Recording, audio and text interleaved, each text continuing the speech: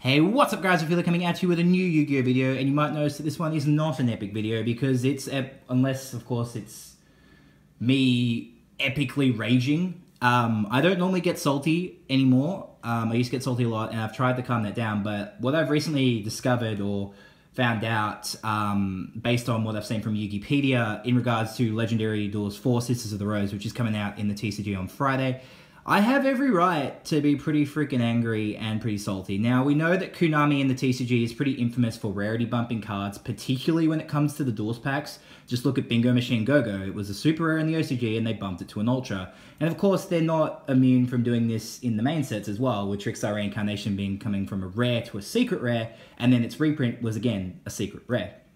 Anyway, that's beside the point.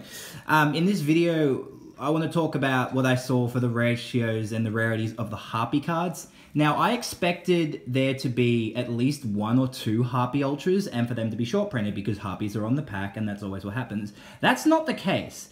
There are 3 Harpie Ultras in this set. That is absolutely ridiculous. Like, I can't think of any other archetype in a Legendary Duel set, with the exception of, I think, maybe Red Eyes, where they have 3 of their cards as Ultras.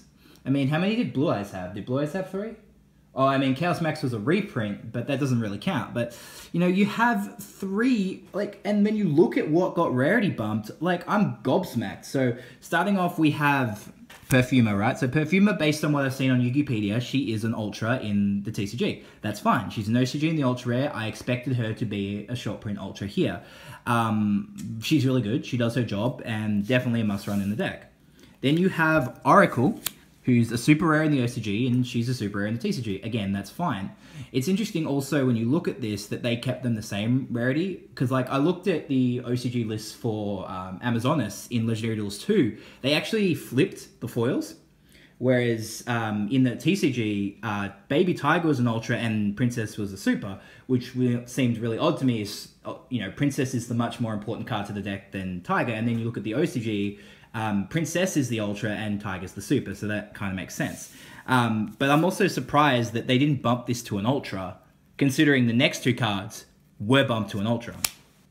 So you have their rare for the set, which if you look at the OCG pack, every deck had 1 Ultra, 1 Super, 1 Rare, and everything else was common. So Feather Roosting is probably going to be the money card of the set. Why? I mean, it's bingo all over again. So this card, of course, I've done videos on it. It's really good. Shuffle 3 Harpies from your grave back to your deck and draw a card. If you control level 7 or a level 5 or higher Harpie, you draw 2. Yes, it's insane, but it does not deserve to be an ultra rare. Come on, guys. This is a rare in the OCG. Why the hell are you bumping a rare to an ultra? Sure, you can bump a super, but why is this jumping 2 rarities? This is going to be short printed as hell. This is going to be Bingo 2.0, and this is more and more reason why I actually play OCG, prefer using OCG cards, ignoring the fact that the Harpie cards are heavily censored in the TCG. They're uncensored in the OCG, and they're actually cheaper. And then, if this wasn't bad enough, being a rare bump to an Ultra, why don't they bump a common to an Ultra with Split Mirrors of Seduction? So this card is being bumped to an Ultra. Why the hell are you bumping a common to an Ultra? Are you just literally trying to scam as much money out of us nostalgia players as possible? If you do this, people like me who love Harpies probably won't go out and buy this. I'm literally going to go buy OCG copies. I'm going to open 1 box, which I split with some friends. But apart from that, I'm going to go buy OCG copies of every single card in this deck that I need to, because A, I run OCG copies in my deck, as you know already, because I prefer the uncensored style, and I don't play competitively anymore, I play casually. But this is a fast way to get people to not want to play your game. And there's talk, I think, that some of the Black Rose cards got bumped to Ultras. Why? Black Rose is unplayable until Savage Strike Special Edition comes out, and even then, the deck is so None of the decks in this set, particularly not Harpies or Black Rose, have any chance of destroying the meta. I mean, sure, Harpies have Featherstorm, but at the end of the day, Featherstorm can only negate so much. You can chain to Featherstorm, it's only a normal trap.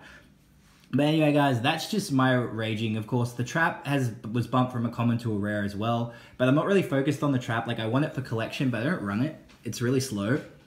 And in my build, I only run 1 copy of Sisters, so it kind of becomes really, really iffy. But those are just my thoughts. I'm pretty angry. I feel I'm pretty justified in my rage. What do you guys think? Do you think that the fact that all these cards are becoming higher rarity is fair to people who want to play this deck? Like, or do you think that Wikipedia might be wrong and these cards may keep their OCG rarity? Like, and how do you guys feel about cards getting rarity bumped when they come to the TCG? I mean, I know they lower rarities as well. Like, Gravekeepers were actually lowered in rarity when they came in Soul Fusion because of all the dangers that they needed to, you know, take up all the foil slots, and the Thunder Dragons taking up all the foil slots.